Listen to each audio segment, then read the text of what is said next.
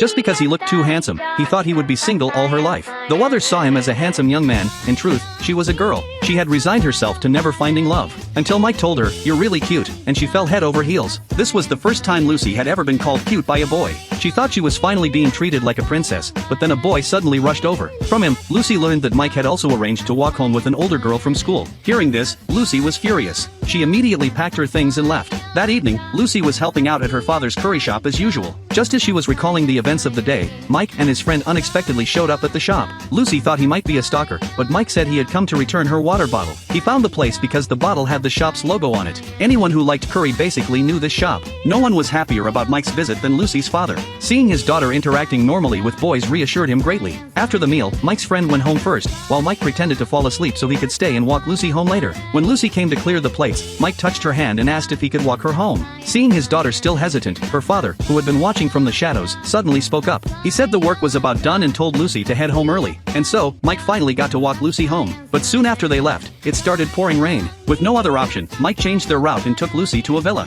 When Lucy asked, she learned this villa actually belonged to Mike's family. Mike then brought out some of his own dry clothes and asked Lucy to change out of her wet ones. Surprisingly, they fit quite well. Seizing the chance, Mike explained what had happened earlier that day. It turned out the date the older girl mentioned was only her own idea. Mike had never agreed to it. Hearing this, Lucy gathered her courage and shared her own feelings. She said it was the first time a boy had flirted with her, so she hadn't known how to react. As they opened up to each other, the atmosphere grew subtly intimate. Mike hooked his finger with Lucy's and leaned closer. Lucy felt a little nervous, but looking at Mike's handsome face, she didn't feel any resistance. However, just as their hands linked, a phone suddenly rang. It was Lucy's father calling. She realized how late it had gotten. By then the rain had stopped, so Mike took Lucy back. Outside Lucy's home, Mike said he still had something to tell her. He mentioned that earlier he had said his feelings for Lucy were different from ordinary liking, but now he wanted to take those words back, because he had genuinely fallen for her. Lucy stood there stunned. Before she could even react, Mike turned and left. The next day arrived. Mike was about to buy a drink when two girls approached him. They had heard Mike stood up the older girl and wanted to invite him out, but Mike refused outright. Then they turned their criticism toward Lucy, mocking Mike, asking if he really wanted to hang out with a tomboy-like girl. Hearing this, Mike grew angry and bluntly told them how ugly they looked talking behind someone's back.